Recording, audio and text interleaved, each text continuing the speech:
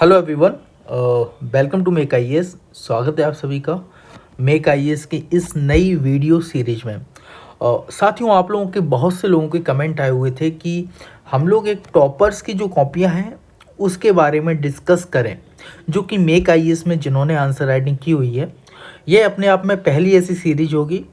UP PCS के toppers की copy कोई भी अपलोड नहीं करता है, यूपीएससी के कई सारे टॉपर्स की कॉपी मिलती है। मेक आईएएस में से लगातार सिलेक्शन हो रहे हैं, तो हमने सोचा है कि क्यों ना एक ऐसी सीरीज शुरू की जाए जिसमें हम टॉपर्स की कॉपी को प्रॉपर एनालिसिस करें और आपको वो प्रोवाइड करवाएं। तो यह पहली कॉपी हमारे साथ, और यह कॉपी है रितु रानी मैम की। रितु रानी मैम, आप लोगों ने नाम सुना होगा। इन्होंने यूपी पीसीएस 2019 में 34वीं रैंक हासिल की है, और 34वीं रैंक हासिल करके ये प्रॉपर एसडीएम पद के लिए चयनित हुई हैं। ये उनकी कॉपी है। उन्होंने मेक आईएएस की डेली आंसर राइटिंग ज्वाइन की हुई थी, और वही मैं आपको कॉपियाँ दिखा रहा हूँ, जो कि उस टाइम पे ऑनलाइन अवेलेबल था।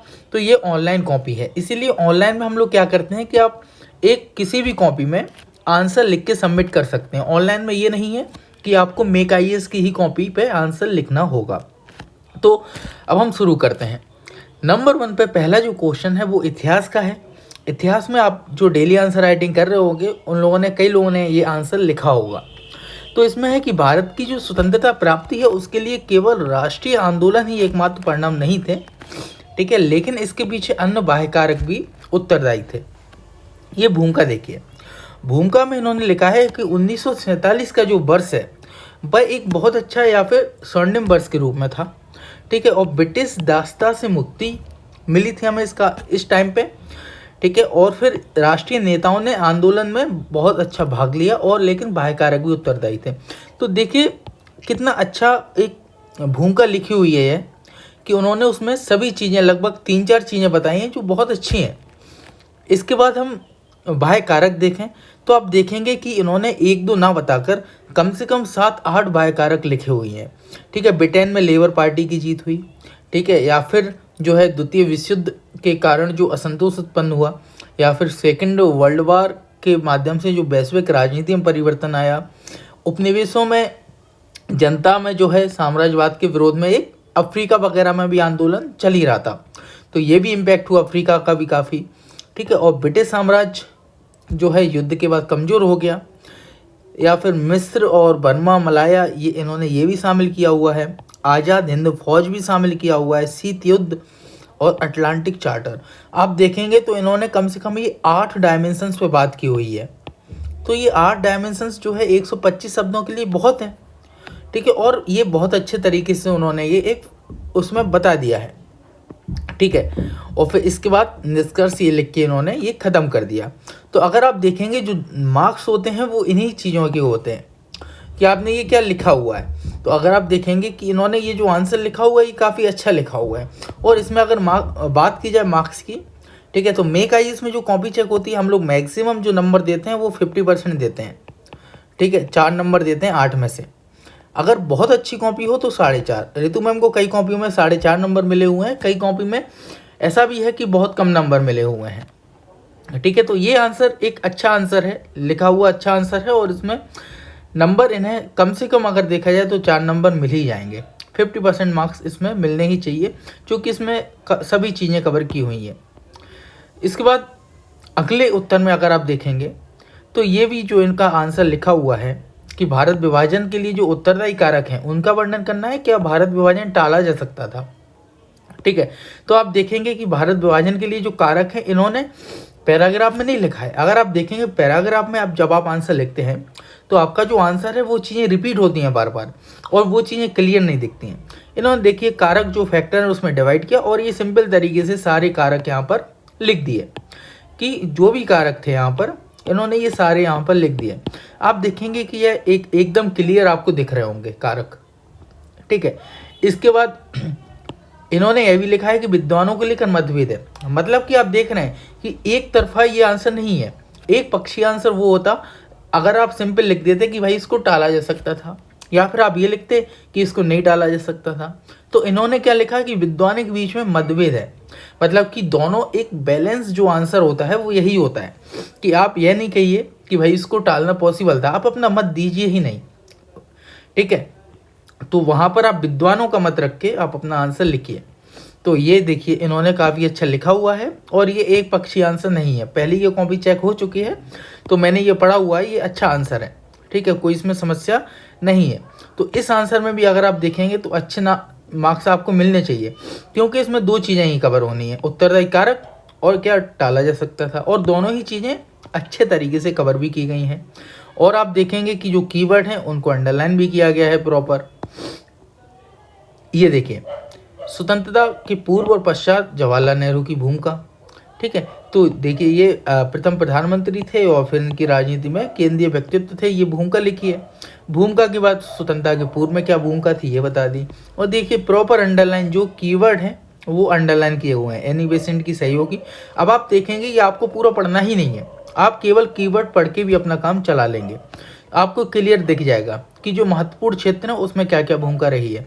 तो ऐसे ही आपको भी अपना आंसर लिखना चाहिए। हालांकि इम्प्रूवमेंट की गुंजाइश हमेशा रहती है, ठीक है, और डिपेंड करता है कि आप वहाँ पर कैसा प्रेजेंट कर पा रहे हैं।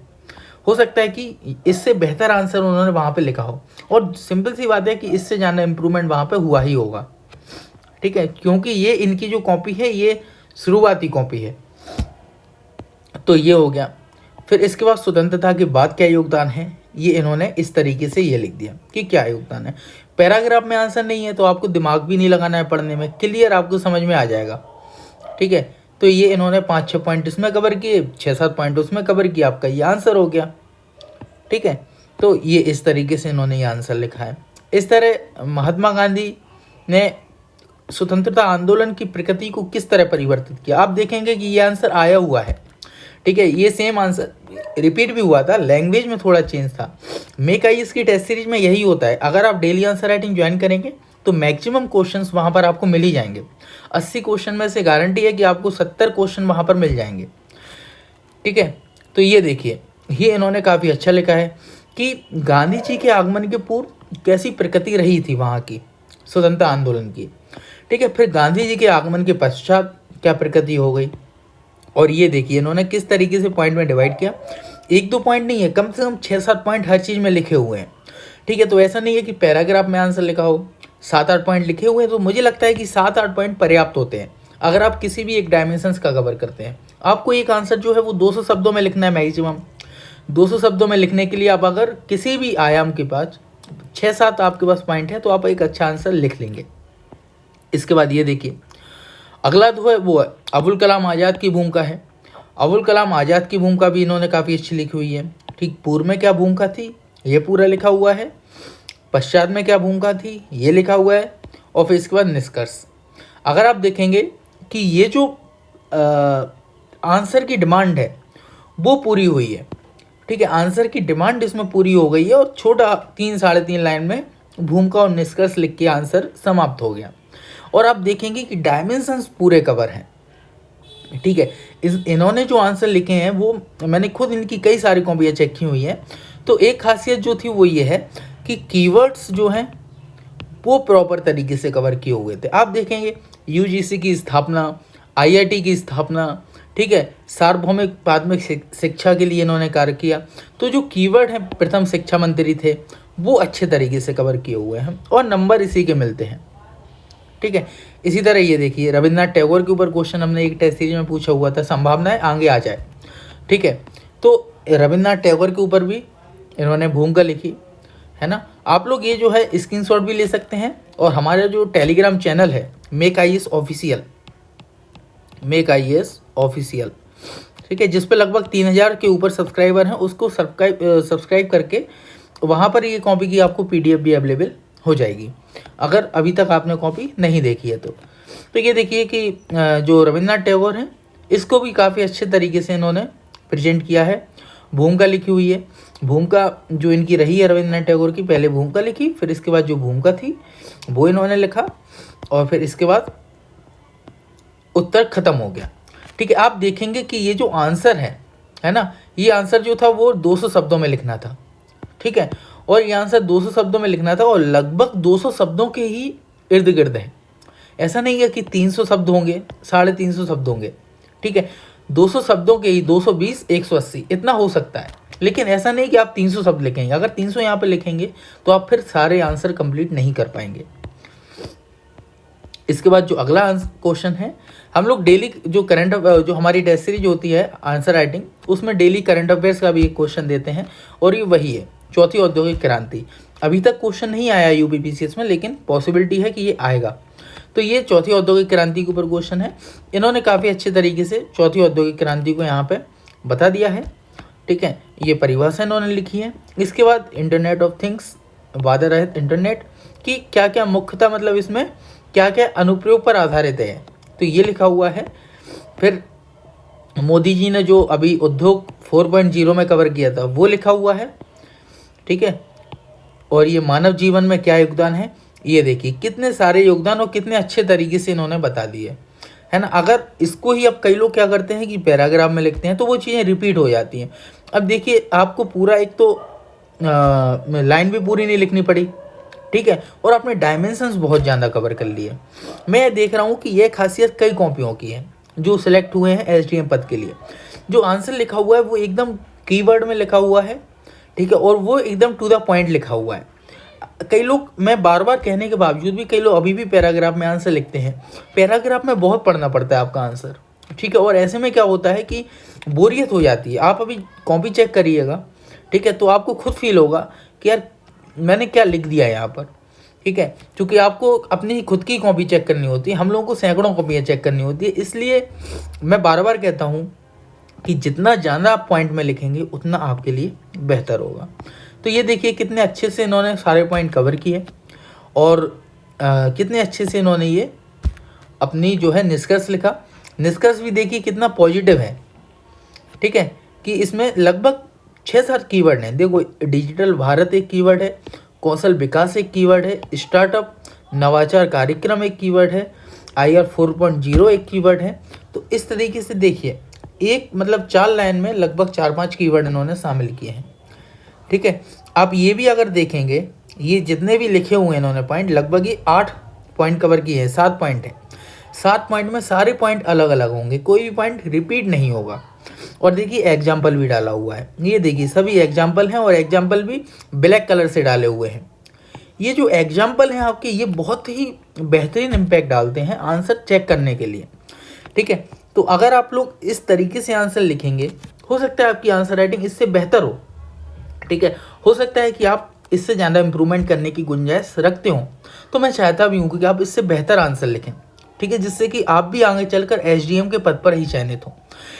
इस सीरीज में हम लोग इसी तरह कई सारे टॉपर्स की कॉपियाँ जो हैं वह आपके समक्ष लाते रहेंगे और आपको उससे परिचित कराते रहेंगे कि आप किस तरीके से अपने आंसर को और बेहतर कर सकते हैं। इसी सीरीज का यही एकमात्र उद्देश्य है।